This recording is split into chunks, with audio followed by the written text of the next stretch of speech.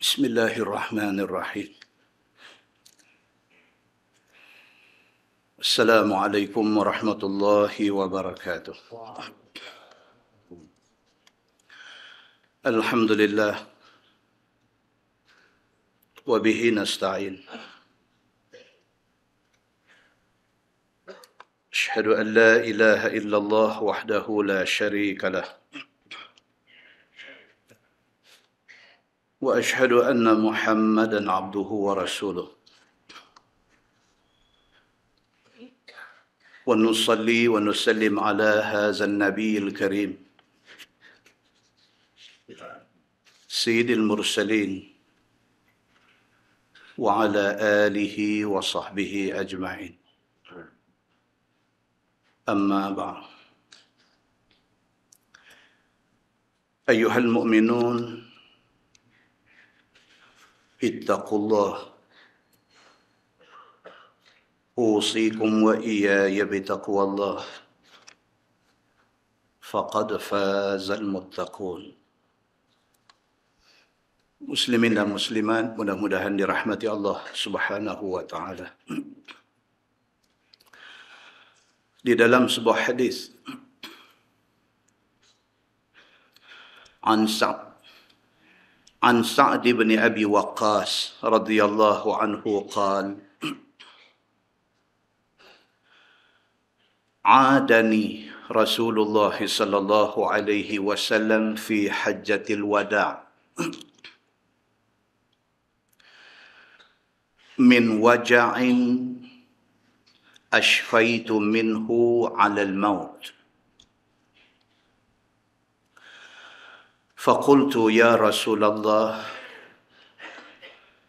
بلغني ما ترى من الوجع وأنا ذو مال ولا يرثني إلا ابنة لي واحدة أفأتصدق بثلثي مالي قال رسول الله صلى الله عليه وسلم لا قال قلت أفأتصدق بشطره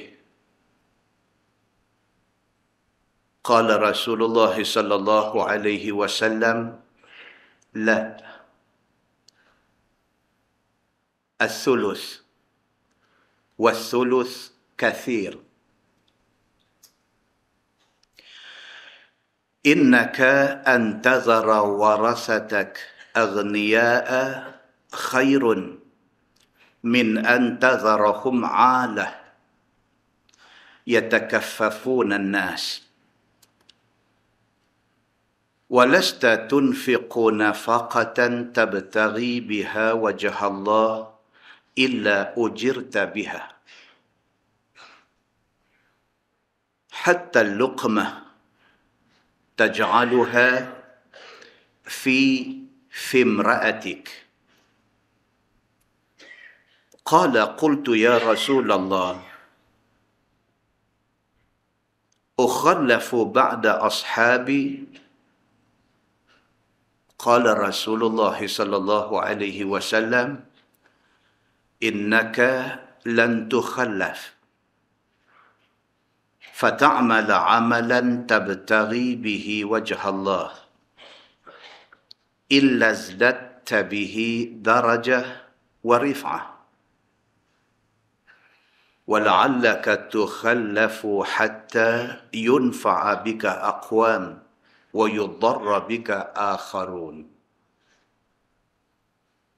اللهم أمضي لأصحابي هجرتهم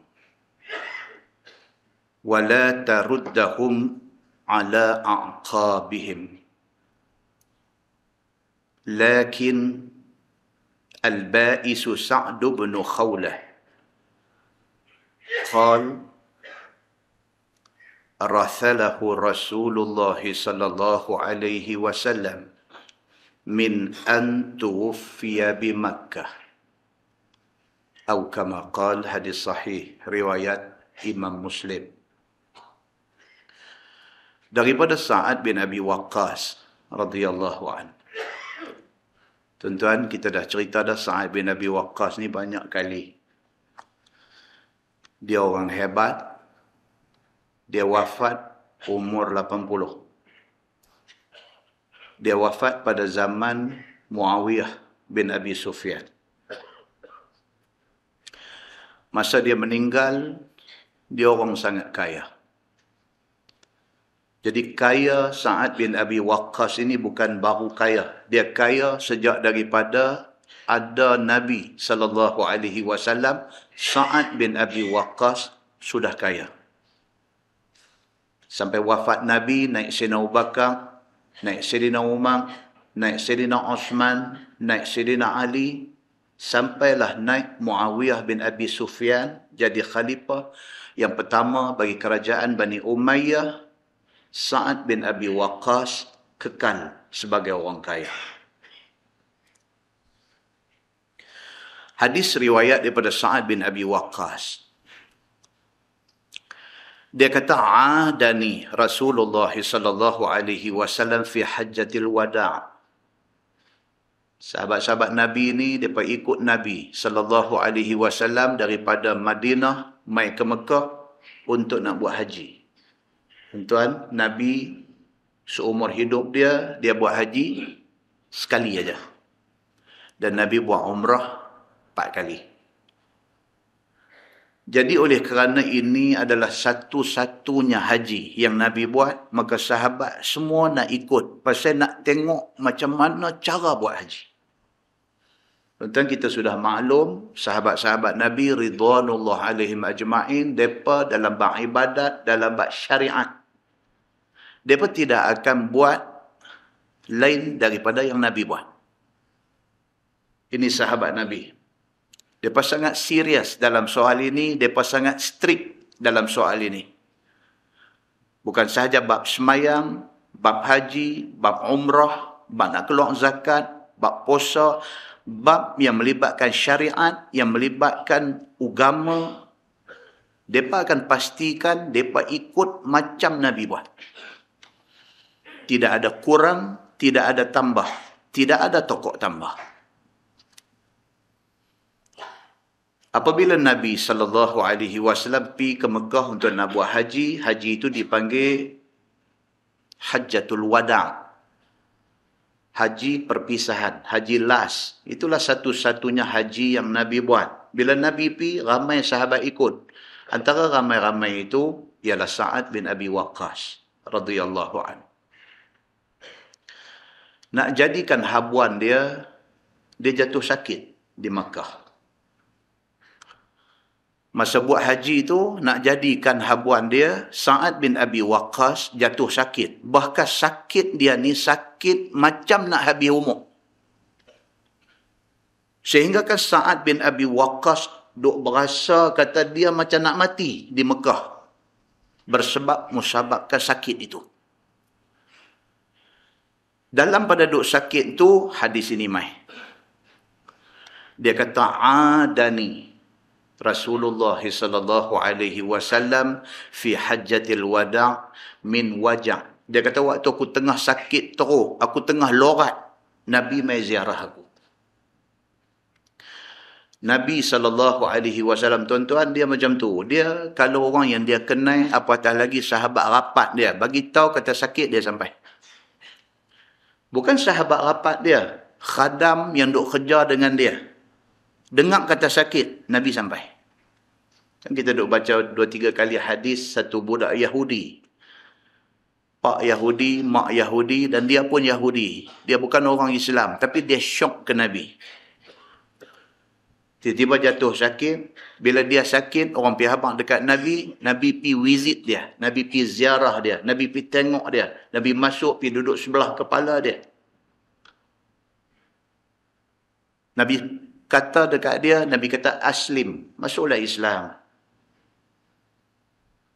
Budak Yahudi ni, bila Nabi kata lagu tu, dia tengok Nabi, dia tengok pak dia duduk sebelah satu lagi. Tapi yang kata Nabi ni, tuan-tuan, satu manusia yang bukan sahaja sahabat sayang dia, musuh hormat dia. Bapa budak Yahudi ni bila tengok Nabi kata ke anak dia aslim, masuk Islam. Bila anak dia tengok kat dia, dia kata ata' Abul Qasim. Dia kata hang ikutlah kehendak Muhammad Abul Qasim ini. Hadis ni cerita dekat kita Sa'ad bin Abi Waqqas apabila dia jatuh sakit, orang bagi tahu dekat Nabi, Nabi pergi ziarah dia.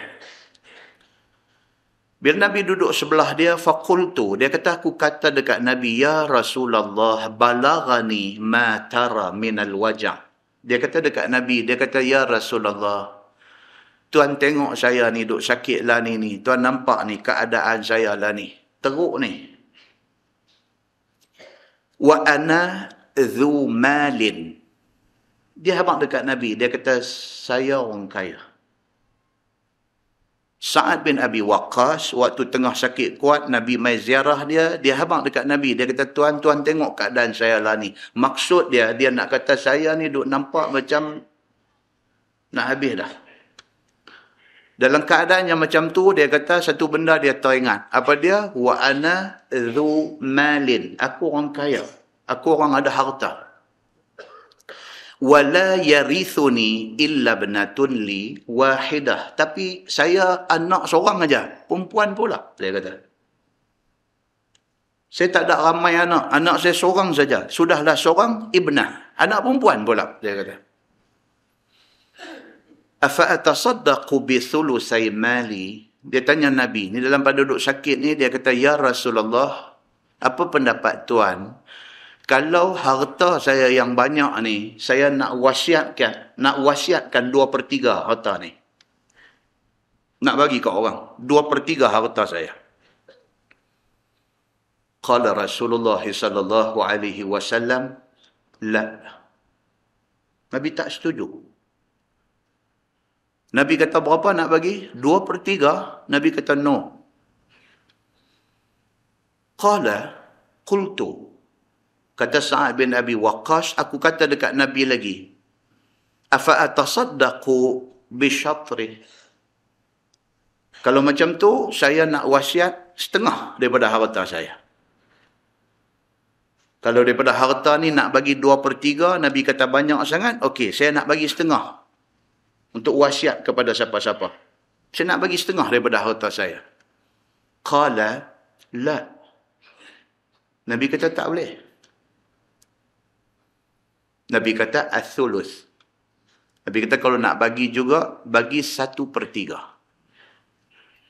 Nabi kata wathuluthu kathir. Nabi kata 1/3 tu pun banyak dah. Pasal apa? Pasal dia orang kaya. 1/3 harta dia bukan macam 1/3 harta kita. Kita kalau ada 3,000, 1/3 baru 1,000. Dia kalau ada 3 juta, 1/3 sudah 1 juta. 1/3 bagi orang kaya, banyak. Nabi tahu Sa'ad bin Abi Waqqas ini kaya. Bila dia kata dia nak bagi 2/3 harta dia, Nabi kata jangan, banyak sangat. Dia kata saya nak bagi 2/3. Nabi kata tak mau, banyak sangat. Saya nak bagi setengah. Nabi kata tak mau, banyak sangat. Nabi kata kalau nak bagi juga, thuluth. 1/3. 1/3 tu pun kathir. Nabi kata itu pun banyak. Tengok Nabi. Kalau ustaz lah ni, mari jumpa ustaz, saya ada ingat nak infak duit sikit. Ya. Banyak kali tu. Ya. Berapa tu? Orang kaya ni kata saya bagi, ingat nak bagi 1 juta kot. Oh boleh. Lepas tu tak lama ustaz tu tukar kereta. Bukan semua. Tapi ada hak nakai ni ada. Hak nakai ni di mana pun ada. Muslimin dan muslimat yang dirahmati Allah sekalian. Nabi SAW, Sa'ad bin Abi Waqqas kaya, nak bagi. No. Dia kata kau nak bagi juga 1/3. 1/3 itu pun Nabi kata banyak. Innaka antadhara warathataka aghniya khairun min an tadharahum 'ala yatakaffafuna an-nas. Nabi kata daripada hang tinggal anak hang esok miskin, meminta-minta kepada orang, lebih baiklah hang tinggal zuriat, hang tinggal anak yang kaya. Nabi kata. Soal hang nak buat pahala, buat. Soal hang nak infak harta, buat.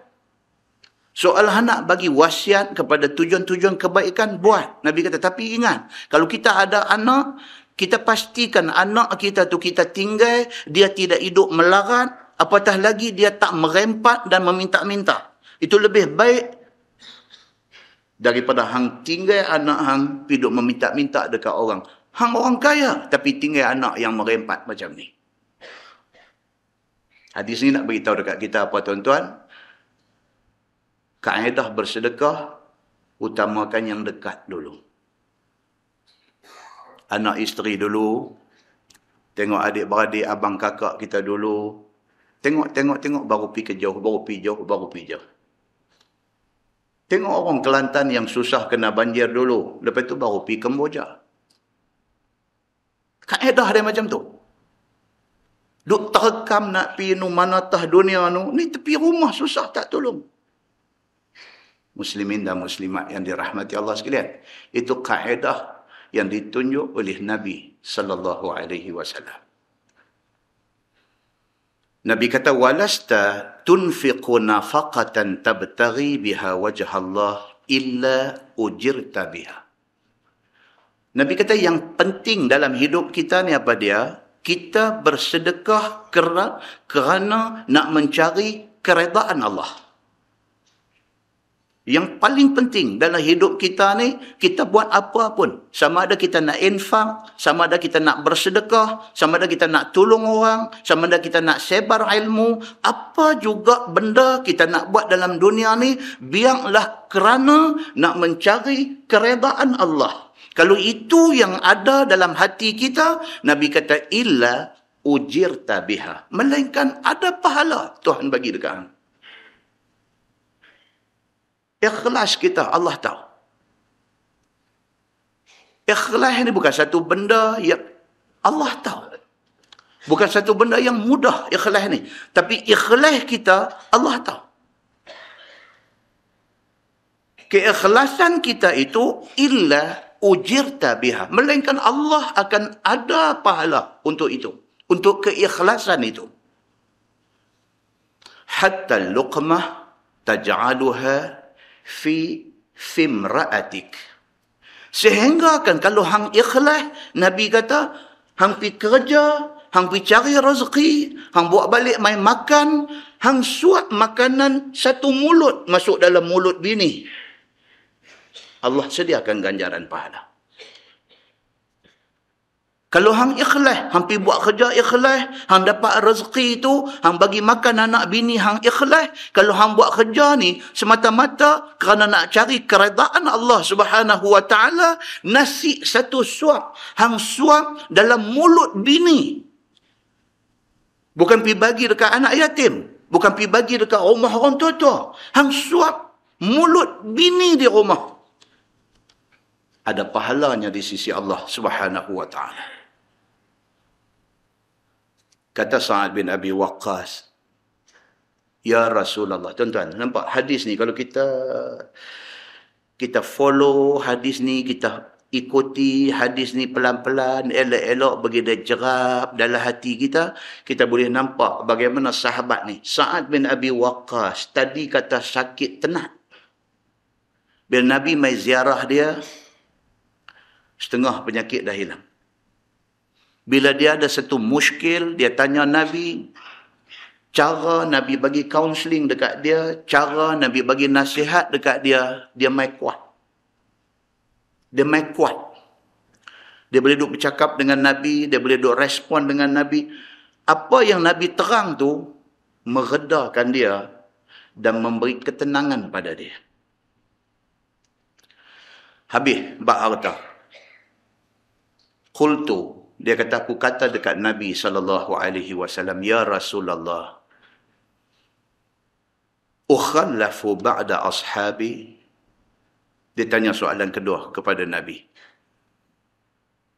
Maksud kata-kata ini, kalau tuan-tuan tengok di dalam syarah Sahih Muslim, dia umai dua kemungkinan. Satu, ukhallafu ba'da ashabi. Maksudnya, Sa'ad bin Abi Waqqas tanya Nabi, "Ya Rasulullah, adakah saya ni akan berumur panjang?" Ditanya Nabi. Dia kata, "Ya Rasulullah, ni saya sakit ni. Teruk ni rasa sakit ni, duk menanggung ni teruk. Saya nak tanya Tuan, agak-agak Tuan, umur saya ni panjang ke tak?" Satu kemungkinan lagi, dia kata, ukhallafu ba'da ashabi. Maksudnya, Tuan, adakah saya akan ditinggalkan di Mekah kerana saya sakit ni apabila Tuan dan sahabat-sahabat lain nak balik ke Madinah? Itu maksud yang kedua. Maksud kata-kata dia tadi ni, dia tanya Nabi SAW, ni saya ni duk sakit teruk ni. Adakah saya akan mati di sini? Adakah umur saya tak panjang? Satu. Ataupun dua, maksud dia, "Ya Rasulullah, saya sakit teruk ni. Adakah dengan kerana saya sakit ni, bila sempurna sah lerah haji, Tuan dengan sahabat-sahabat balik ke Madinah, tinggal saya di sini?" Itu dua. Pasal apa tuan-tuan? Pasal sahabat-sahabat Nabi yang ikut Nabi SAW hijrah daripada Mekah pergi ke Madinah, hati mereka ni tak mau dah duduk di Mekah. Sahabat-sahabat Nabi yang ikut Nabi hijrah daripada Mekah ke Madinah ni, dalam hati mereka ni, kalau boleh, tak mau dah balik mai duduk di Mekah. Pasal Mekah ini sudah menjadi satu noktah hitam. Sudah menjadi satu titik hitam di dalam hidup mereka. Mekah negeri tumpah darah mereka. Di Mekah mereka didera. Di Mekah mereka dipulau. Di Mekah mereka dibuat macam-macam. Kafir Quraisy buat tahanan dekat mereka di Mekah. Bukan mereka sahaja, bahkan yang lebih teruk kena Nabi SAW. Kita pernah baca hadis di masjid ni, bagaimana Nabi SAW pada zaman awal Islam, Nabi pergi sujud semayang di tepi Kaabah, dia pergi ambil perut unta busuk, lungguk mai atas belakang Nabi. Sahabat-sahabat Nabi tengok ni ketak ni, nak pergi tolong tak berani. Pasal apa? Pasal yang mendominasi Mekah, yang kontrol Mekah, orang yang berkuasa di Mekah ini ialah kafir Quraisy. Dan pimpinan-pimpinan kafir Quraisy ini cukup dahsyat mereka ni, cukup zalim. Bayangkan bagaimana Bilal bin Rabah kena. Bayangkan macam mana Ammar bin Yasir, bapa dia Yasir, mak dia Sumayyah kena di Mekah. Bila orang pergi ambil perut unta busuk, 3 hari punya perut unta pergi lungguk atas belakang Nabi, sahabat-sahabat ni sangat sedih, sangat simpati, tapi nak pergi tolong tak berani. Jadi Mekah sudah menjadi satu tempat yang meninggalkan satu titik hitam, satu sejarah hitam di dalam hidup para sahabat Nabi. Dan daripada hijrah, daripada Mekah pergi ke Madinah, daripada sampai di Madinah, satu negeri yang Nabi SAW cukup suka.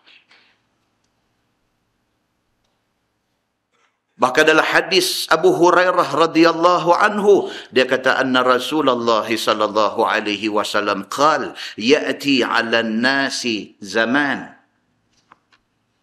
yad'u ar-rajul ibn 'ammih wa qaribah halumma ila ar-rakha halumma ila ar-rakha wal madinatu khairul lahum law kanu ya'lamun. والذي نفسي بيده لا يخرج منهم أحد رغبة عنها إلا أخلف الله فيها خيرا منه ألا إن المدينة كالكير تخرج الخبيث لا تقوم الساعة حتى تنفي المدينة شرارها كما ينفي الكير خبيث الحديد أو كما قال حديث صحيح رواية إمام مسلم. Ni hadis ni yang duk kacau kepala Sa'ad bin Abi Waqqas.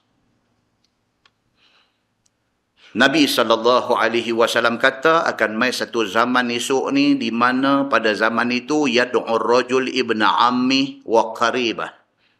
Satu orang yang duduk di Madinah, dia duduk di Madinah, dia kata ke adik-adik beradik dia, halumma ila rakha, halumma ila rakha.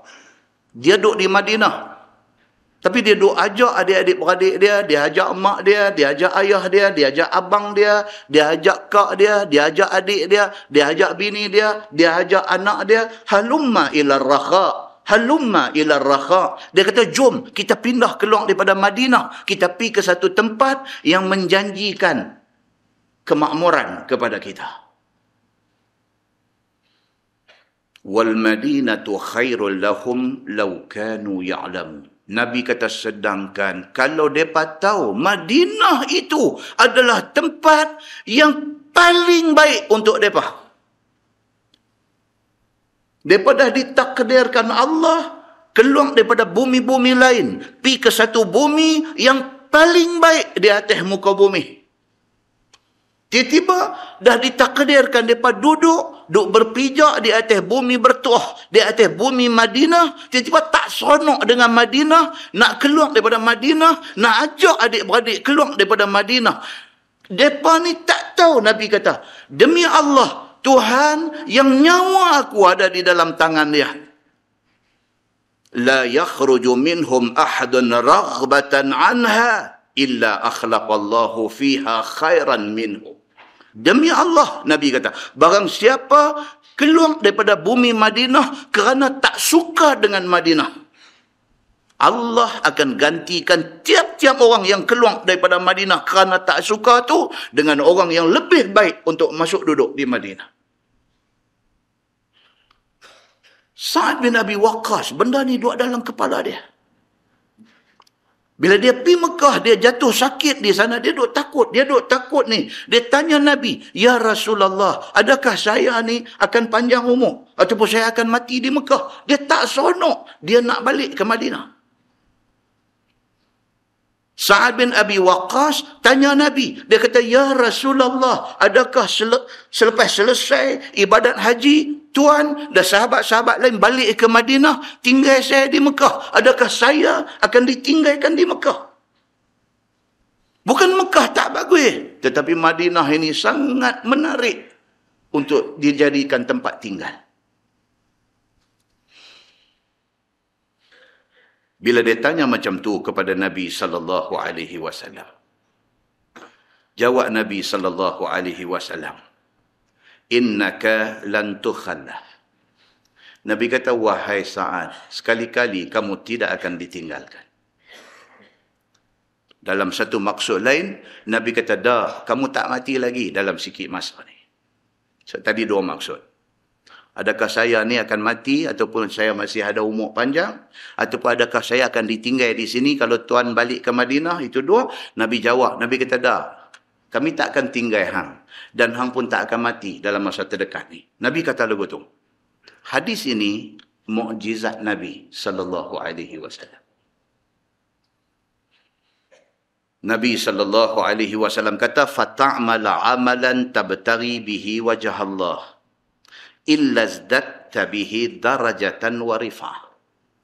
Nabi kata, apapun Sa'ad, apapun, buatlah amal ibadat dan kerja ini kerana nak cari keredaan Allah. Apapun, itu nombor satu. Hang nak menjaga pun kerana nak cari keredaan Allah. Hang nak duduk dalam bidang agama pun nak cari keredaan Allah. Hang nak mengaji, hang nak hafal Quran pun kerana nak cari keredaan Allah. Hang nak hantar anak pergi belajar hafal Quran pun kerana nak cari keredaan Allah. Apa pun nak buat ni, biar hati kita ingat, kata aku nak cari keredaan Allah. Kalau itu ada di dalam hati hang, illazdat tabihi darajah, melainkan Allah akan angkat darjat hang. Allah akan tambah darjat hang. Allah akan jadikan hang lagi mulia dan lagi mulia. Kalau hang buat benda ni kerana Allah, satu benda, Allah janji dia akan bagi kemuliaan kepada hang. wala'allaka tukhallafu hatta yunfa'a bika aqwam wa yadurra bika akharun. Dan Nabi SAW kata kepada Sa'ad bin Abi Waqqas, bahkan Sa'ad bukan saja hang tak akan mati dalam masa terdekat ni, bukan kami nak tinggal hang di Mekah ni, bahkan hang akan hidup, bahkan satu hari esok, Nabi kata. Ini kata mukjizat Nabi. Benda future, benda yang akan datang, Nabi bercakap. Nabi kata bahkan hang, wahai Sa'ad bin Abi Waqqas, satu hari esok hang akan jadi satu manusia yang memberi manfaat kepada ramai orang. Nabi kata kat dia. Tuan-tuan, Sa'ad bin Abi Waqqas jadi macam yang Nabi kata. Dia kemudiannya hidup dengan umur panjang. Nabi wafat, dia ada lagi. Abu Bakar As-Siddiq jadi khalifah, dia ada. Dia berjuang bersama dengan Sayyidina Abu Bakar As-Siddiq. Dia ikut serta dalam berbagai-bagai peperangan. Naik Sayyidina Umar, dia ada bersama dengan perjuangan Sayyidina Umar. Naik Sayyidina Osman, dia berada bersama dengan perjuangan Sayyidina Osman. Bahkan Osman lantik dia menjadi governor di Kufah. Dia jadi orang besar di Iraq. Bahkan wafat Sayyidina Osman, naik Sayyidina Ali, dia ada lagi. Dia berjuang bersama dengan Ali. Mai pada zaman Muawiyah, dia ada lagi. Dan dia wafat pada zaman Muawiyah bin Abi Sufyan. Dia pernah dihantar sampai ke China untuk bawa Islam, memperkenalkan Islam di China. Itu sebab sampai hari ini, tuan-tuan pergi Guangzhou, dia kata kubur dia ada di sana. Sedangkan hadis abang, kubur dia ada di Madinah. Waktu dia wafat, mayat dia disembahyangkan oleh isteri-isteri Nabi yang dikasihi. Dia menjadi satu orang manusia yang kaya, yang kekayaan dia tu dapat memberi manfaat kepada ramai orang. Perjuangan dia membuka negara-negara Islam, menyebabkan ramai orang mendapat manfaat, mendapat Islam. Apa yang Nabi kata semasa Hajjatul Wada' menjadi kenyataan kepada dia. Maka ulama sepakat mengatakan hadis ini menunjukkan kepada kita itu mukjizat Nabi SAW. Muslimin dan muslimat yang dirahmati Allah sekalian, demikianlah Sa'ad bin Abi Waqqas, satu orang manusia hebat, yang kaya raya, yang kekayaan dia ni memberi manfaat kepada ramai orang. Kesimpulan dia apa tuan-tuan? Yang pertama, dianjurkan kepada kita, kalau dengar ada sahabat-sahabat kita sakit, ziarahilah dia. Apatah lagi kalau kita pemimpin dalam masyarakat. Apatah lagi kalau kita ni pemimpin dalam masyarakat.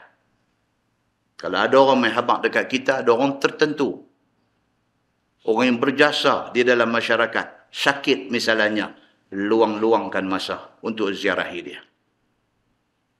Yang kedua, orang sakit boleh minta supaya didoakan kesembuhan dia. Kalau kita sakit, ada orang mai ziarah kita, kita boleh minta kepada orang yang mai ziarah ni, doakan saya, minta bagi saya sihat. Itu tidak salah, itu dibuat oleh para sahabat Nabi ridwanullah alaihim ajma'in. Yang ketiga, mengumpul harta dan menjadi orang kaya tidak salah. Bahkan kalau boleh, lebih ramai orang Islam kaya, lebih baik. Kalau boleh, lebih ramai orang Islam kaya, lebih baik.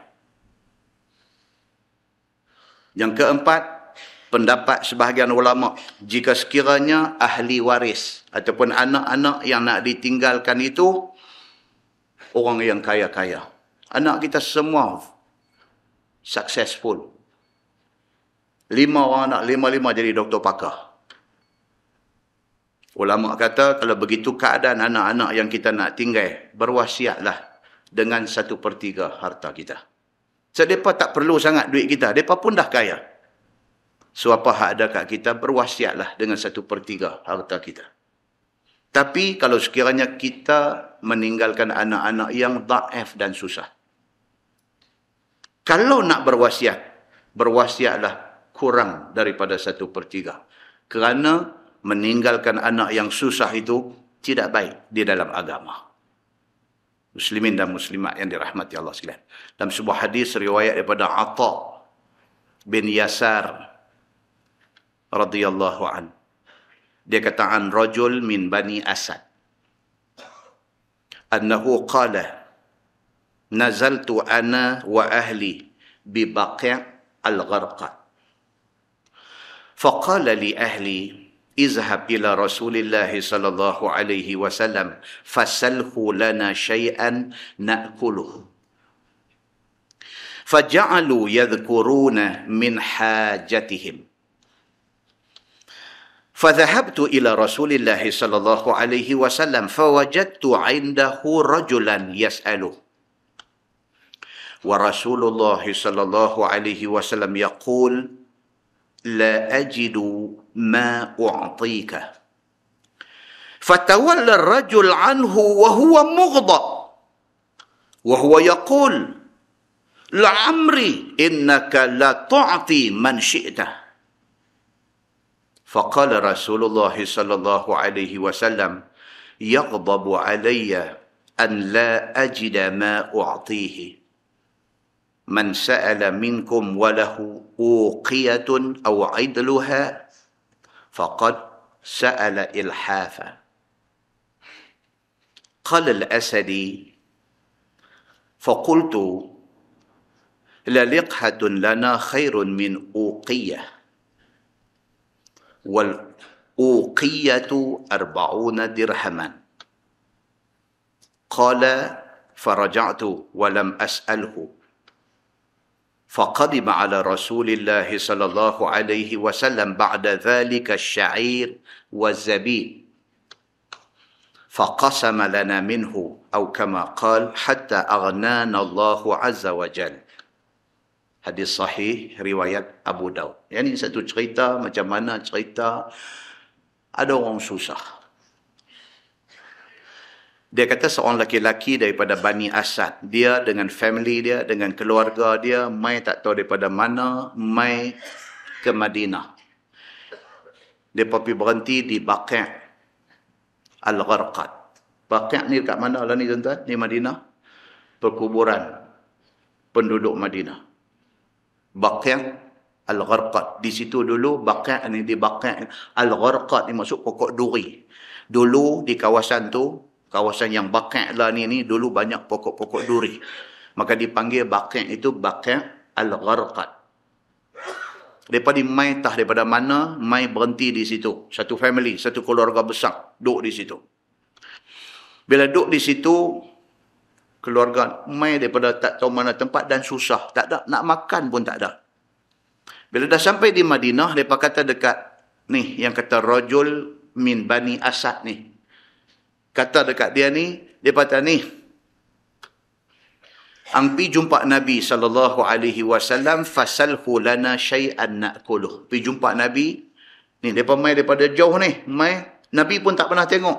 Ni mai ni, daripada Islam dah, daripada tempat mereka, mai ke Madinah ni, mai nak tengok Nabi, mai nak kenal Nabi, mai susah. Tuan-tuan tahu, sampai hari ni, bukan cerita 1400 tahun dulu. Sampai hari ni, Mekah Madinah ni sentiasa dikunjungi oleh orang daripada berbagai negara dengan berbagai latar belakang. Saya pergi haji tahun 1996. Masa nak balik dekat airport, satu kawasan airport tu mereka ni semua. Geng kulit hitam ni. Ramai. Tidur melepok kuat atas lantai airport ni. Saya tengok ada satu duduk atas bangku dengan serban besar ni, serban macam orang Sudan ni, ikat besar. Hak lain ni pakai duduk melepok ke bawah, duduk dengar. Dia duduk cakap bahasa dia. Sebelah dia duduk pegang Quran. Kawan ni baca Quran, sekejap lagi dia bercakap bahasa dia. Kawan ni baca Quran, sekejap lagi dia bercakap. Saya duduk tengok. Bila saya duduk tengok, dia tengok saya. Mujur dia tak tanya ada hutang ke? Saya tengok dia, dia tengok saya. Dia kata, tahan. Dia panggil. Saya pun pergi bagi salam dekat dia. Assalamualaikum ya Syekh. Oh, anta kalim Arabi? Dia kata, hang boleh cakap Arab? Saya kata, insyaAllah kalim syuraya. Sikit boleh kata. Dia pambat kawan baca Quran tu. So saya duduk tepi tu. Kan? Ringkas cerita. Saya tanya dia ni mai mana? Eritrea. Tahu Eritrea tahu mana? Ada peta dunia kan nak buka tengok. Satu negeri halus kecil. Eritrea. Nama tak ramai orang tahu. Bendang raja pun kita tahu. Eritrea. Dia main daripada Eritrea. Oh, saya kata. Saya tanya dia nak balik bila? Dia kata, wallahu a'lam. Saya kata, hang duduk ada di airport. Hang tak tahu nak balik bila? Dia kata, tak tahu. Wallahu a'lam. Pasal apa tuan-tuan? Pasal mereka ni mai buat haji dengan balik atas ihsan kerajaan Saudi. Mereka tak ada duit. Mereka mai tu atas ihsan kerajaan Saudi, balik pun atas ihsan kerajaan Saudi. Tuan-tuan, mereka ni bukan tunggu kapal terbang ada seat nak balik. Mereka tunggu kapal terbang, tempat barang ada kosong. Kalau tempat barang ada kosong, pihak berkuasa Saudi di airport ni tengok kosong agak-agak boleh duduk berapa orang, panggil mereka. Bilang, 25 orang masuk.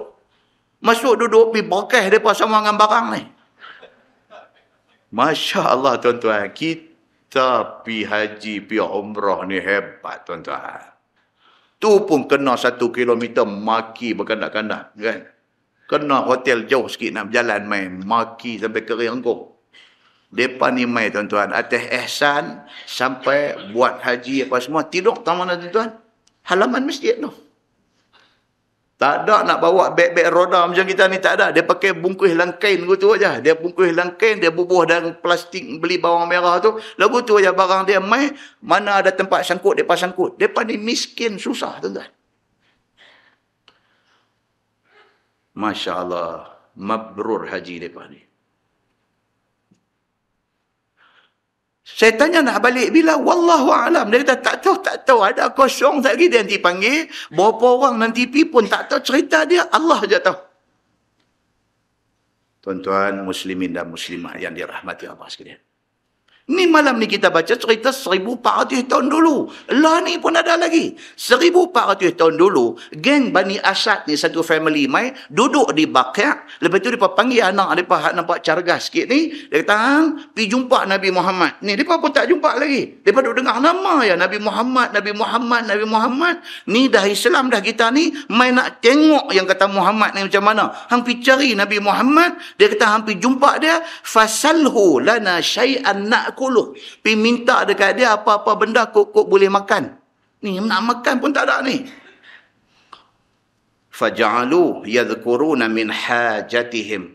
Duk sebut ni mak dia, mak cik dia, pak dia, pak cik dia duk sebut ni. Hang kalau jumpa Nabi Muhammad lagi hang minta yang ni. Hang jumpa dia lagi hang minta yang ni. Hang jumpa dia lagi hang minta yang ni. Nak minta macam-macam.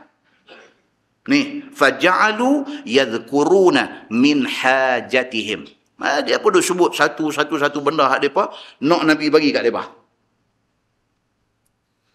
Fazahabtu ila Rasulillah sallallahu alaihi wasallam. Dia ni pun kata dah family tugas keluarga bagi tugas dekat dia untuk pergi jumpa Nabi, minta tolong bagi sikit makan, dia pun pergi.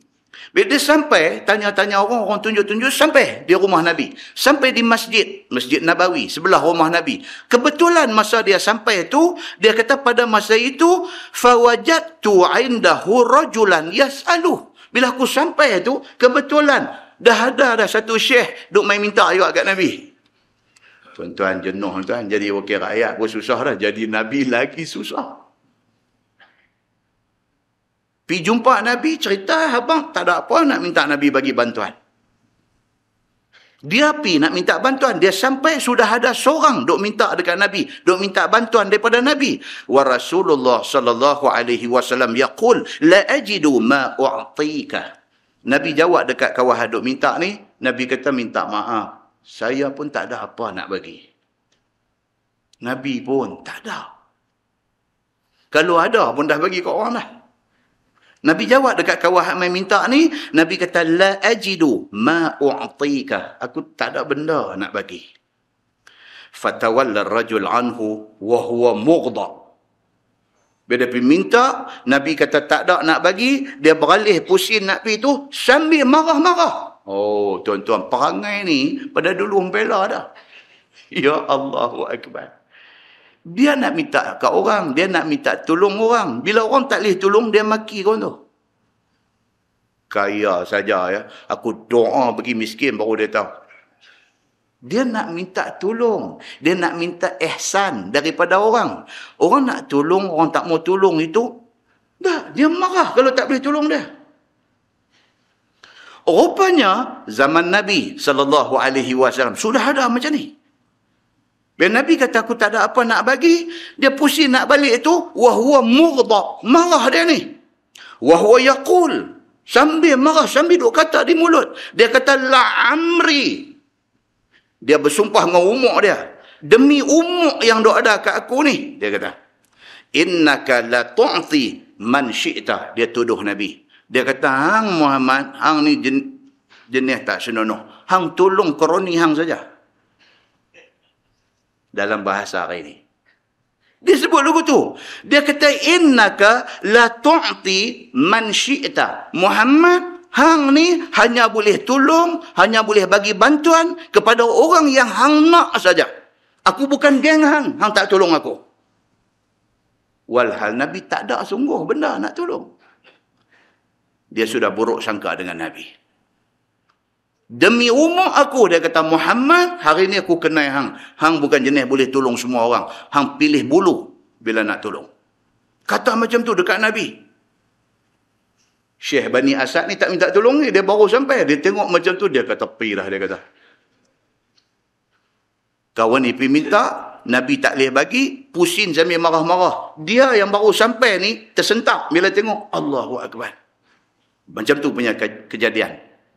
Faqala Rasulullah sallallahu alaihi wasallam. Nabi kata apa?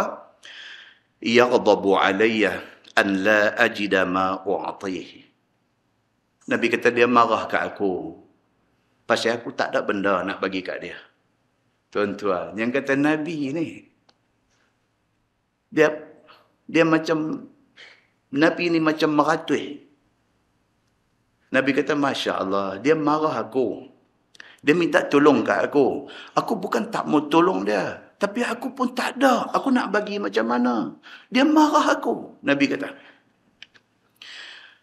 kata, Man sa'ala minkum walahu uqiyatun aw'idluha faqad sa'ala ilhafa. Tapi Nabi kata satu benda mau ingat. Siapa yang piduk meminta-minta dekat orang, sedangkan pada dia ada duit, bukan tak ada. Ada duit. Ada duit sebanyak satu uqiyah. Barang siapa yang pergi minta ke orang, sedangkan dia bukan tak ada duit langsung. Dia ada duit, tapi dia nak lagi. Kalau sekiranya dalam poket dia ada satu uqiyah, ataupun seumpama satu uqiyah, tapi dia pergi minta juga dekat orang, dia ni satu orang yang terdesak dan suka mendesak orang. Nabi kata. Ringkas hadis tu, Bani Asad tadi ni, terus tak jadi nak minta apa dekat Nabi. Satu macam dia U-turn, balik pergi dekat keluarga dia. Dia kata, nampak gaya kita tak ada nasib hari ni. Sebelum saya minta, ada satu orang nak pergi minta tolong Nabi. Nabi tak boleh tolong dia. Dia maki Nabi. Dia marah dekat Nabi. Lepas tu aku dengar Nabi Muhammad kata. Nabi Muhammad kata, bukan aku tak mau tolong. Tapi aku pun tak ada benda nak tolong. Keluarga dia pun dengar macam tu, simpan. Lapang pilah sikit. Di hujung hadis dia kata apa? Faqadima ala Rasulillah sallallahu alaihi wasallam ba'da dhalik sya'irun wa zabib. Tengok-tengok esok Nabi sallallahu alaihi wasallam pergi cari keluarga mereka. Nabi bawa bersama dengan Nabi syair dengan zabib. Nabi bawa gandum dan Nabi bawa zabib. Kismis. Bawa pergi bagi dekat mereka. Faqasama lana minhu. Bila Nabi sampai, Nabi bahagi-bahagikan makanan itu. Hatta aghnana Allahu azza wa jal. Dan kemudiannya Allah beri kepada kami kelapangan rezeki. Mereka duduk di Madinah dan mereka mendapat rezeki yang lapang. Muslimin dan muslimat yang dirahmati Allah sekalian. Ambil yang tibar apa dia? Satu, bersedekah ataupun membantu orang itu amalan baik. Tapi buatlah kerana Allah. Satu. Yang kedua, sifat suka meminta-minta tak bagus. Apatah lagi kalau kita ada duit, bukan tak ada duit, cuma tak banyak. Jangan meminta-minta. Kerana meminta-minta itu menjatuhkan muru'ah, menjatuhkan maruah. Yang ketiga, kalau sekiranya kita boleh jaga maruah kita, Allah akan hantar rezeki dekat kita insya-Allah. Mudah-mudahan muqaddimah itu memberi manfaat kepada kita insya-Allah. Muqaddimah je pukul 9 dah. Macam kitab banyak warna saya lagi. Kita menggunakan Bahrul Mazi jilid 12. Bahrul Mazi jilid 12, muka surat 175. Muka surat 175, bab fi akli luhumil khail. Itu bab yang menyatakan hadis yang membicarakan makan daging kuda-kuda. Kuda-kuda ni apa dia? Kuda-kuda kayu. Dia kata jadi bab yang membicarakan tentang makan daging kuda. Nah, kalau kuda-kuda dia jadi makna lain pula. Itu dia tulis itu kuda-kuda. Okey. Tajuk dia malam ni, daging kuda ni boleh makan ke tak boleh makan? Ketahuilah saudaraku, kuda ini banyak faedah. Yang kata Syekh Idris Al-Marbawi. Dia punya starting kitab dia tu straight to the point. Ni kita nak sembang tajuk kuda ni, daging dia kita boleh makan tak boleh makan. Sebelum tu dia habaq kat kita, dia kata kuda ni adalah satu menatang yang cukup berfaedah. Dia kata. Kuda ini boleh ditunggang, boleh naik. Kuda ni boleh ditanggungkan atas belakang dia bebanan. Kuda ni boleh diguna untuk jadi lori. Kalau kita hari ni kata lori tayanang. Boleh buh barang atas belakang dia, dijadikan dia sebagai alat transport untuk nak bawa barang daripada satu tempat ke satu tempat. Boleh dijadikan juga dia penarik kereta dan sebagainya. Macam mana kita ada kereta lembu duk tarik, pakai kereta kuda. Tarik laju lagi. Dan boleh juga dibuat makan. Dia kata. Jadi awal-awal dia habang apa? Daging kuda boleh tak boleh makan? Boleh makan. Dan memakannya itu halal ia. Straight to the point. Daging kuda halal dimakan. Bermula hadis yang menunjukkan halal dimakan itu adalah hadis At-Tirmizi. Kata dia an Jabir radhiyallahu anhu qala at'amana Rasulullah sallallahu alaihi wasallam luhumal khail wa nahana an luhumil humur. Itu hadis dia.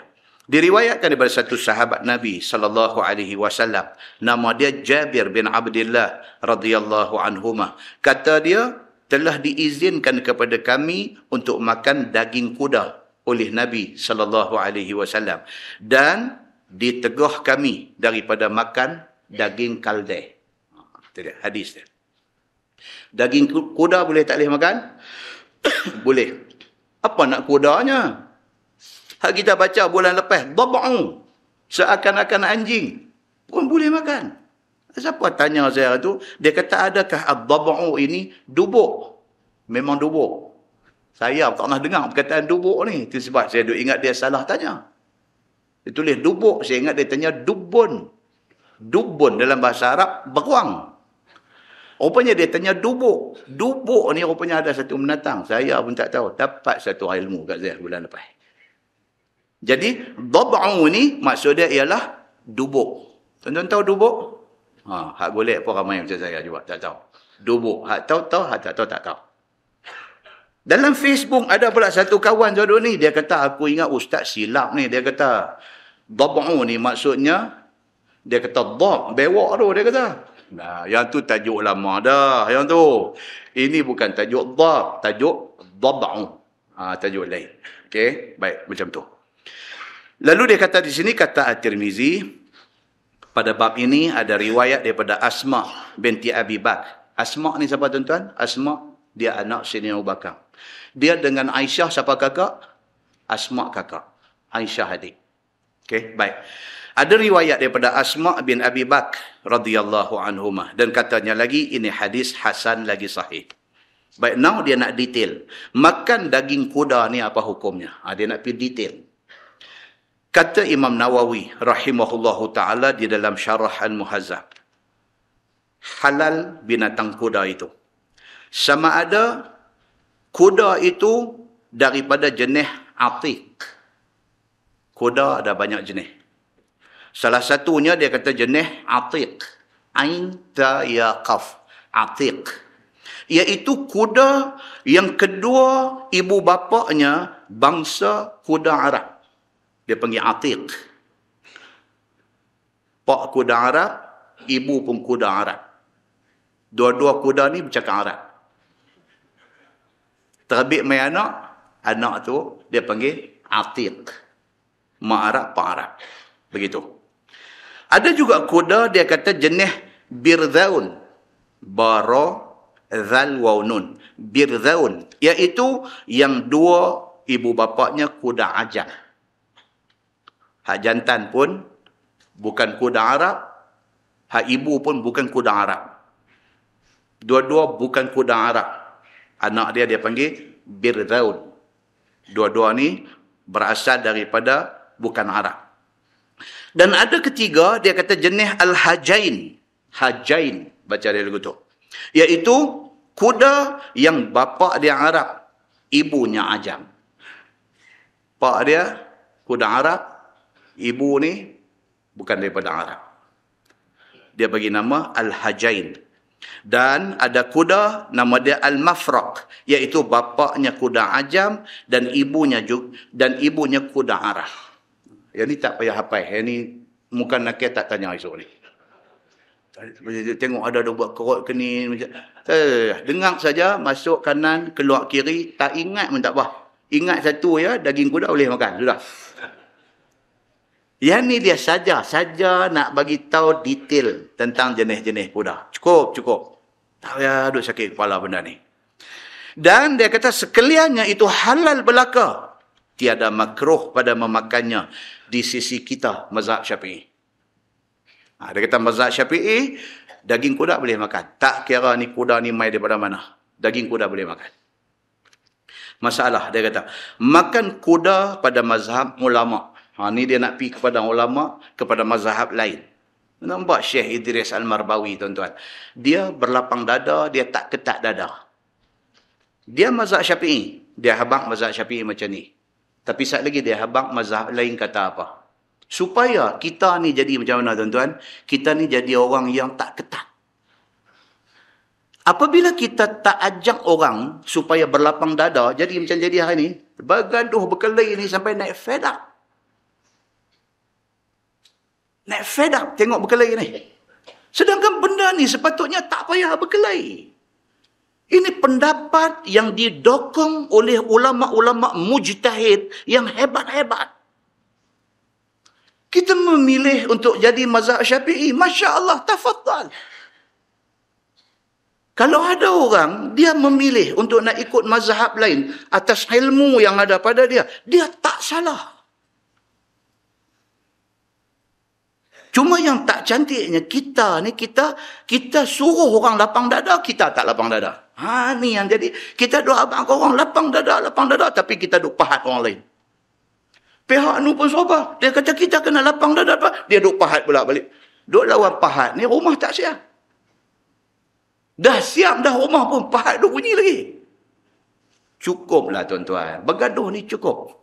Tengok Syekh Idris Al-Marbawi. Dia habaq di sisi kita, maksudnya kita tu siapa? Mazhab Syafi'i.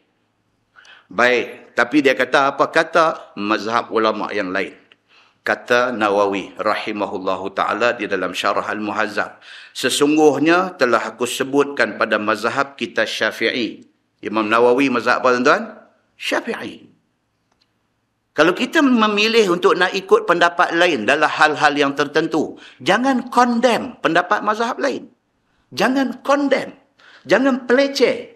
Jangan perendah-rendahkan. Sebab itu lahir daripada ijtihad ulama' mujtahid yang hebat. Dia kena macam tu. Kena lapang. Kena buka bagi lapang.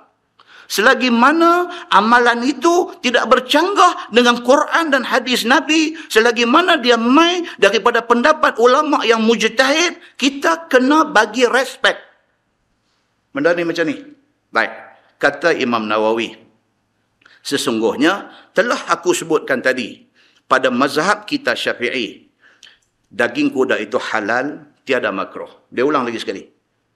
Kita mazhab Syafi'i, kata kuda ni halal, tak ada masalah. Dan dengan dia berkata kebanyakan ulama.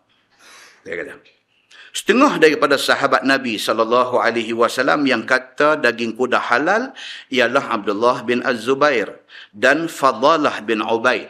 Ini sahabat-sahabat Nabi yang kata daging kuda halal dimakan. Dan Anas bin Malik dan Asma binti Abi Bakr dan Suwaid dan Alqamah dan sebagainya. Ramai sahabat Nabi yang mengatakan daging kuda itu halal dimakan. Dia kata. Dan setengah daripada tabi'in yang mengatakan daging kuda halal dimakan ialah Al-Aswad dan Atha dan Syuraih. Dia beritahu nama orang-orang yang mengatakan daging kuda ni halal dimakan. Dan lain-lain kemudian daripada mereka itu, iaitu Sa'id bin Jubair dan Al-Hasanul Basri dan Ibrahim An-Nakhai dan Hammad bin Abi Sulaiman dan Imam Ahmad dan Ishaq dan Abu Yusuf dan banyak, ramai orang yang kata daging kuda ni halal dimakan. Okey. Dan dia kata telah memakruhkan makan daging kuda itu oleh satu puak daripada ulama mujtahidin. Nampak tuan-tuan, ini yang kata fiqh. Ada sebahagian kata makruh. Punya ramai tadi ini kata halal, ada sebahagian kata makruh. Setengah daripadanya ialah, tuan-tuan dengar baik-baik ni. Setengah daripada yang kata daging kuda ni makruh dimakan, setengah daripadanya ialah Abdullah bin Abbas radhiyallahu anhu. Hebat tak hebat tuan-tuan dia ni? Masya Allah, sangat hebat. Adakah tuan-tuan nak kata Abdullah bin Abbas ni tak betul? Jangan kata tak betul. Pendapat dia berlain daripada hak ramai-ramai tadi. Tetapi itu pendapat Abdullah bin Abbas. Kita kena hormat dia. Kita tak boleh pergi duk tengeh dia dengan kerana dia kata makruh ni kita nak tengeh dia kerana kita berpegang pada benda ni halal. Tak boleh tuan-tuan. Dia kata makruh, dia tak mahu makan, tak apa. Kita kata halal, kita makan. Masya Allah. Baik. Dan Imam Malik tuan-tuan, hebat tak hebat tuan-tuan? Imam Malik, Masya Allah, sangat hebat. Imam Madinah. Kubur dia di mana tuan-tuan? Imam Malik kubur dia di mana? Malik bin Anas. Kubur dia di mana? Di Madinah. Hebat dia ni, satu cerita yang cukup masyhur. Hebat dia ni apa dia? Selama dia duduk di atas bumi Madinah ni, dia tak pernah duduk atas bangku. Pasal apa? Pasal dia rasa dia biadab dengan Nabi. Kalau dia duduk atas bangku, duduk juntai kaki tu. Sedangkan di sana ada makam Rasulullah. Dia rasa dia biadab dengan Nabi. Warak ada Imam Malik ni. Sangat warak. Anak-anak murid ni punya sayang kat dia, punya tak tahu nak buat apa. Nak tunjuk mereka punya appreciation kepada dia. Penghargaan mereka kepada dia. Pergi bagi hadiah ni macam-macam. Nak bagi dekat Imam Malik ni. Satu hari, satu orang sudah pergi bagi hadiah kuda yang cukup cantik bagi kat dia. Kalau lah ni BMW X5 lah. Mai ustaz, saya syok kat ustaz. Nak ambil kunci. Kunci apa ni? BMW X5. Pasal apa bagi kat saya? Saya pun, dah. Saya nak bagi kat ustaz.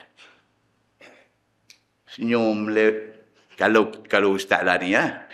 Senyum meleleh ayat dia tu syok. Imam Malik, Imam Madinah tuan-tuan. Masya Allah, dia duduk mengajak di Masjid Nabawi. Orang pergi bagi dekat dia hadiah kuda yang cukup cantik. Dia terima. Pasal apa? Pasal dia tak mau menghampakan hati orang yang berhajat dengan dia. Dia terima kuda tu, tapi kawan yang bagi ni duk usah tengok. Dia tak pernah naik. Imam Syafi'i, anak murid dia pun duk tengok je, kuda ni nampak kasang. Awal. Pergi tanya. Apa jawab dia? Dia kata, aku tidak akan naik kenderaan yang ada kuku. Kerana kalau aku naik kenderaan yang ada kuku, kuku tu duk injak bumi Madinah. Bumi ini menyimpan Nabi SAW. Masya Allah. Hebat dah Imam Malik ni tuan. Cukup hebat. Imam Malik kata apa? Dia kata makruh makan kuda. Adakah dengan kerana dia kata makruh, Imam Syafi'i kata halal, kita nak jadikan dia musuh kita? No, tak boleh. Kita kena hormat pahaman dia.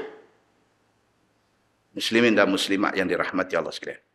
Kata Abu Hanifah, berdosa memakannya dan memakan daging kuda itu haram. Allahu Akbar. Siapa tuan-tuan ni? Imam Abu Hanifah. Teruk ke dia ni? Oh tuan-tuan, Imam mazhab Hanafi. Dia imam mazhab paling senior. Kalau kita susun seniority imam mazhab ni, nombor 1, siapa dia? Abu Hanifah. Second, siapa dia? Imam Malik. Third, siapa dia? Imam Syafi'i. Nombor 4, siapa dia? Imam Ahmad bin Hanbal. Imam Abu Hanifah, imam mazhab paling senior. Dia kata apa? Makan daging kuda haram. Kalau makan juga berdosa. Dia kata. Bolehkah kita nak pergi condemn dia? Tak boleh. Itu ijtihad dia berdasarkan kepada maklumat hadis yang ada pada zaman dia. Okey? Kita kena faham benda tu. Masalah. Makan kuda itu makruh. Apa dalilnya? Siapa yang kata makruh makan daging kuda tadi? Siapa kata? Abdullah bin Abbas. Abdullah bin Abbas. Orang hebat. Dia kata makruh. Pasal apa dia kata makruh? Ni dalil dia.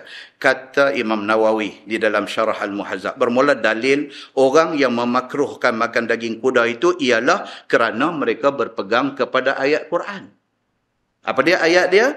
Firman Allah, wal khail wal bighal wal hamir litarkabuha wa zinah. Itu ayat dia. Ayat 8 Suratul Nahli. Abdullah bin Abbas, dia pegang ayat ni. Apa maksud ayat tu? Tuhan kata, wal khail, wal bighal, wal hamir. Ni, yang kata menatang ni, khail apa dia? Kuda. Bighal apa dia? Bagal. Hamir apa dia? Himar ataupun kaldeh. 3 menatang ni Tuhan sebut dalam Quran, litarkabuha. Aku jadikan 3 menatang ni untuk kamu tunggangi dia, untuk kamu naik. Kuda untuk kamu naik, bagal untuk kamu naik, kaldai untuk kamu naik, wazinah, dan untuk dijadikan perhiasan. Orang ada kuda, macam orang ada kereta, perhiasan. Orang ada bagal, orang ada himar, macam ada motor superbike. Superbike ke apa? Tuhan sebut dalam Quran kata, aku jadikan al-khail, kuda, aku jadikan al-bighal, bagal ini, dan aku jadikan hamir, ataupun kaldai ini, aku jadikan dia litarkabuha, untuk kamu naik. Menatang-menatang ni, buat kenderaan, wazina, dan untuk dijadikan perhiasan. Maka, pada ayat itu, Allah tidak sebut untuk dimakan daging dia. Kata Abdullah bin Abbas. Dia faham macam tu. Tuan-tuan, Abdullah bin Abbas ni sama kan macam Ustaz Lah dalam kampung kita?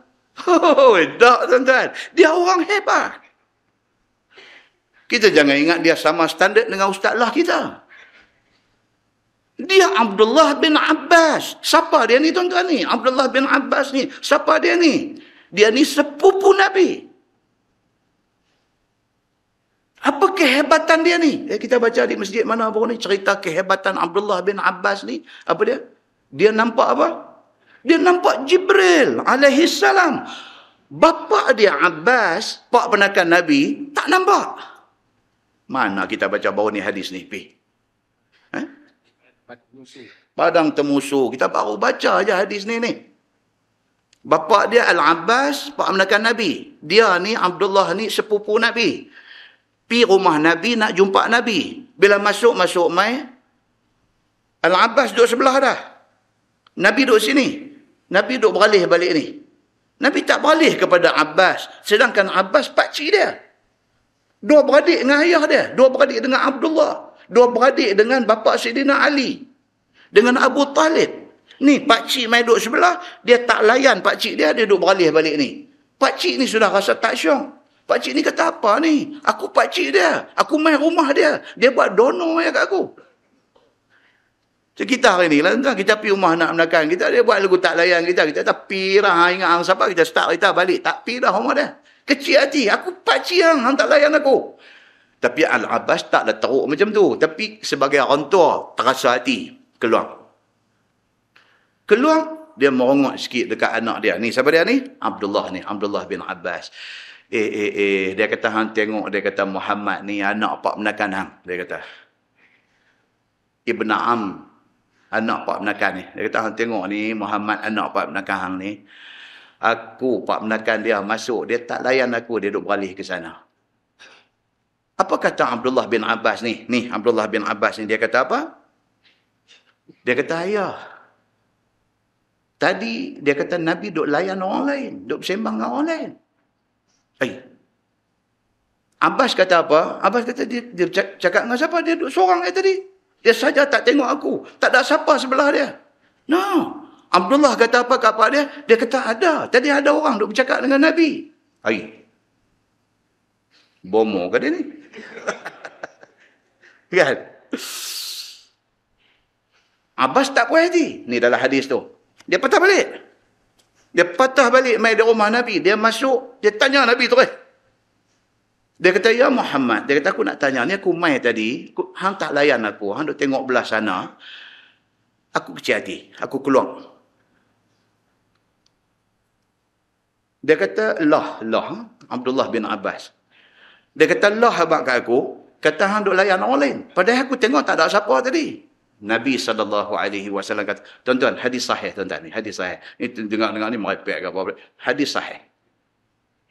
Untuk rujuk balik dalam zon kuliah di Padang Temusu. Saya baca komplit matan hadisnya. Nabi bila dengar macam tu, Nabi kata dekat pakcik dia, dekat Abbas. Pakcik kata, betul ke pakcik? Betul. Panggil Abdullah. Ni, Abdullah bin Abbas ni. Dia kata, ya Abdullah, engkau nampak ke? Dia tanya. Abdullah kata, ya, saya nampak. Nabi kata apa? Zaka Jibril. Nabi kata, hak mai tadi tu Jibril. Aku duk layan dia. Aku duk layan Jibril bercakap. Jibril kadang-kadang turun atas rupa orang. Kadang-kadang dia turun tak nampak pada mata kasang orang. Jibril turun dalam macam-macam rupa. Dia pernah turun dalam rupa asli dia. Dia pernah turun dalam rupa yang invisible. Tak nampak. Dan dia biasa turun atas rupa orang. Sehingga kan Nabi kata, Jibril kadang-kadang dia rupa dia macam Dihyah Al-Kalbi. Dia rupa dia macam seorang ni. Nama Dihyah Al-Kalbi. Ni hak kejadian ini, Jibril turun dalam invisible. Dalam tak nampak tengok. Abdullah bin Abbas nampak. Nabi tanya dia, ya Abdullah, kamu nampak ke? Dia kata, ya. Nabi kata, Zaka Jibril. Hadis ni menceritakan Abdullah bin Abbas ni hebat lah tuan-tuan. Hebat. Abdullah bin Abbas kata apa? Dengan daging kuda ni, dia kata apa? Makruh. Dia kata makruh. Boleh tak kita kata dekat dia macam-macam pasal dia kata makruh tak sama dengan Imam Syafi'i kata? Tak boleh. Sebab dia ada hujah dia. Hormat kepada hujah dia. Kerana mereka ni bukan sebarang orang. Muslimin dan muslimat yang dirahmati Allah sekalian. Dan dia kata oleh kerana dalam Quran tadi ni, ayat 8 surah An-Nahli tadi, Allah tidak sebut daging kuda ni untuk dimakan. Allah cuma sebut untuk ditunggang dan sebagainya. Maka kalau nak makan, dia kata makruh. Dia tak kata haram. Dia kata makruh. Yang kata haram ni siapa dia? Imam Abu Hanifah. Imam Hanafi. Baik. Dan ada pula satu hadis yang menunjukkan atas tegah makan kuda itu. Yang ni yang dipegang oleh siapa? Abu Hanifah. Iaitu riwayat daripada Khalid bin Al-Walid radhiyallahu an.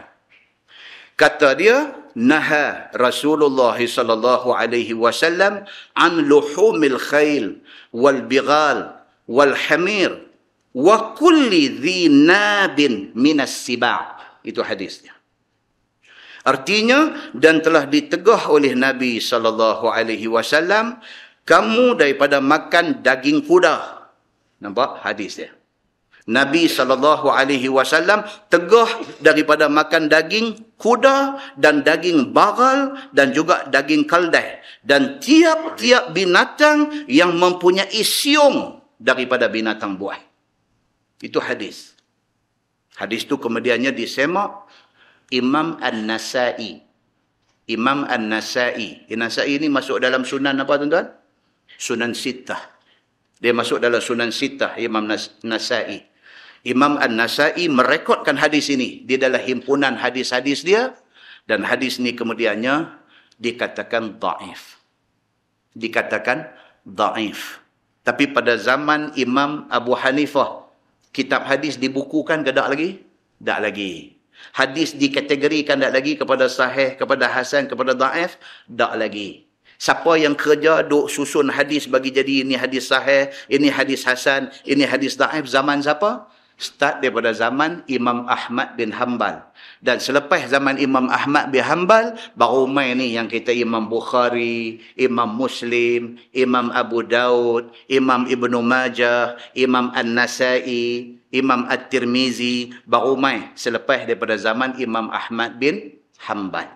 Bila kita faham benda ni, baru kita faham. Apa yang dipegang oleh Imam Abu Hanifah tu betul tak betul hadis? Betul. Tetapi kemudiannya, apabila ada pihak pergi buat kajian, cek balik, hadis itu dikatakan dhaif. Begitu. Baik, dan kata Imam Nawawi, dan telah muwafaqah ulama daripada imam-imam hadis yang lainnya, bahawa hadis itu dhaif. Nampak? Dalam ni pun dia beritahu. Dia kata apa?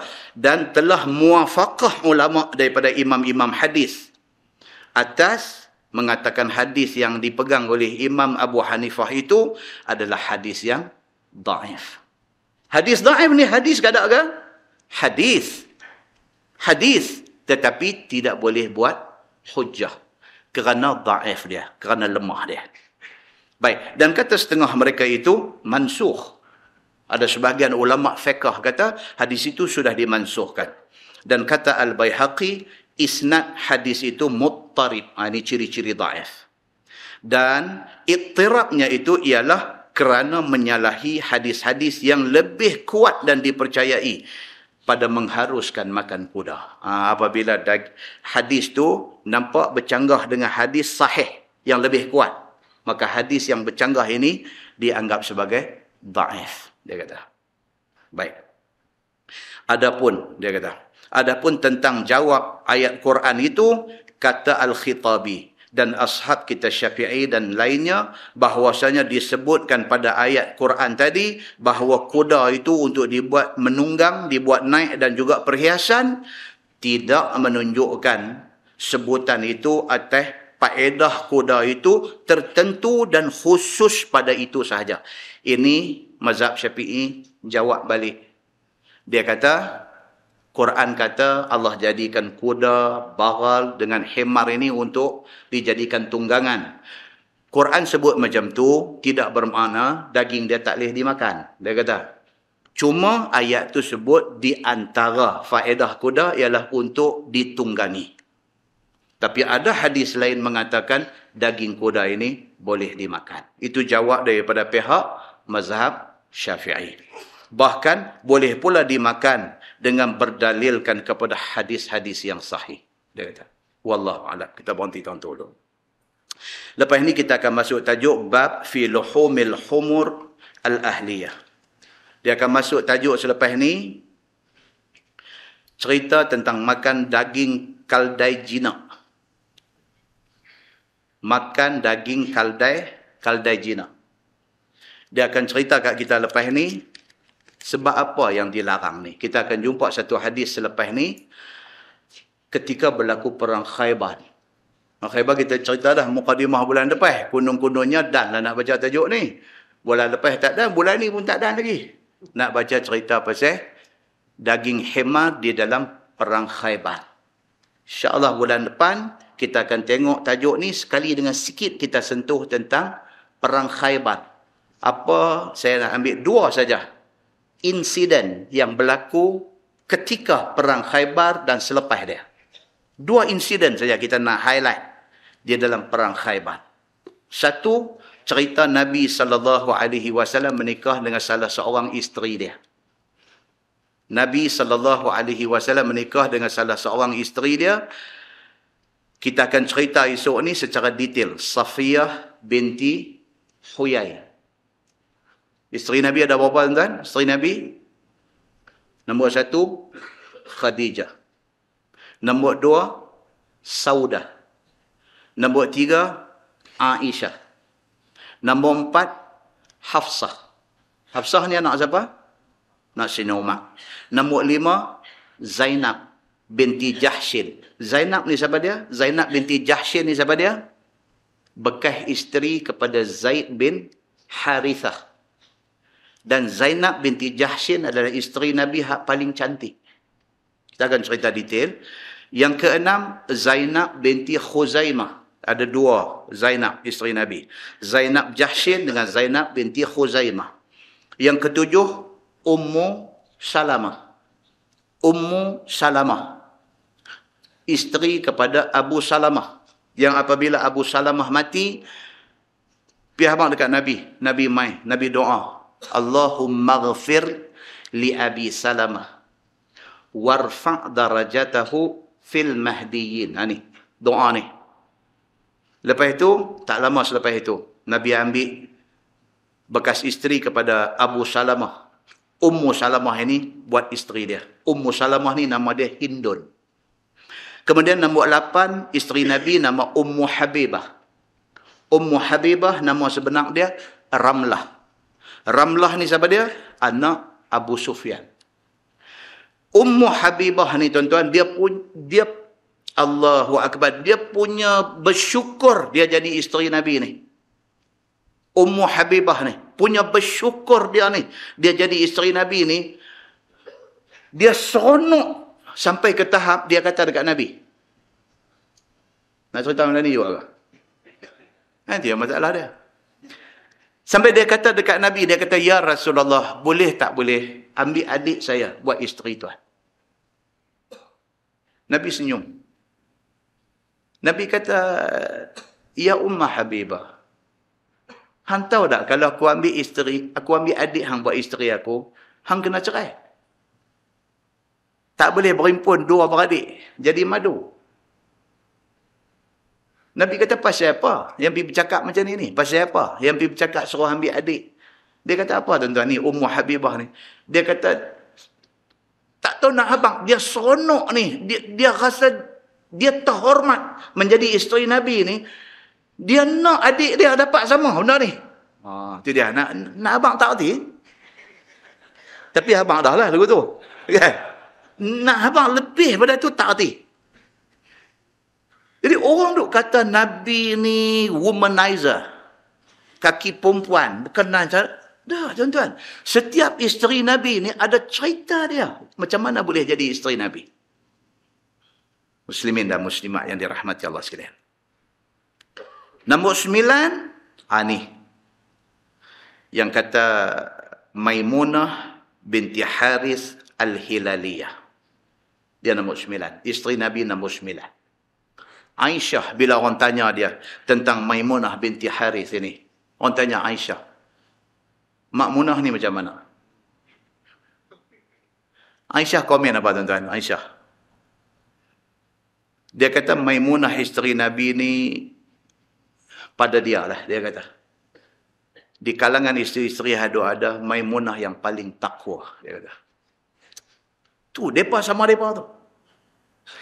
Kalangan kami-kami ni, dia kata ni. Maimunah paling takwa. Dia kata. Kami respect dia. Dan Maimunah ini, Allahu Akbar. Satu orang yang kalau bab menjaga silaturahim, dia nombor 1. Menjaga hubungan ni, dia nombor 1. Dia akan pastikan tak ada siapa kecil hati dengan dia. Dia jaga hati orang ni. Ini Maimunah. Kemudian, isteri Nabi yang berikutnya, Safiyah binti Huyai. Ini yang kita nak cerita akan datang ni. InsyaAllah. Tangguh dengan tasbih kafarah dan suratul As. Subhanakallahumma bihamdik. Asyhadu an la ilaha illa anta astaghfiruka wa atubu ilaik. Bismillahirrahmanirrahim. Wal 'asr. Innal insana lafi khusr. Illa allazina amanu wa 'amilus solihat wa tawasaw bil haqq wa tawasaw bis sabr.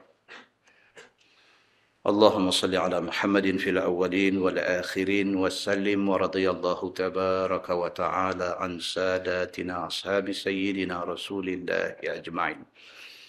بسم الله الرحمن الرحيم. الحمد لله رب العالمين حمدا يوافي نعمه ويكافئ مزيده. يا ربنا لك الحمد كما ينبغي لجلال وجهك الكريم وعظيم سلطانك. رضينا بالله ربا وبالإسلام دينا وبمحمد نبيا ورسولا.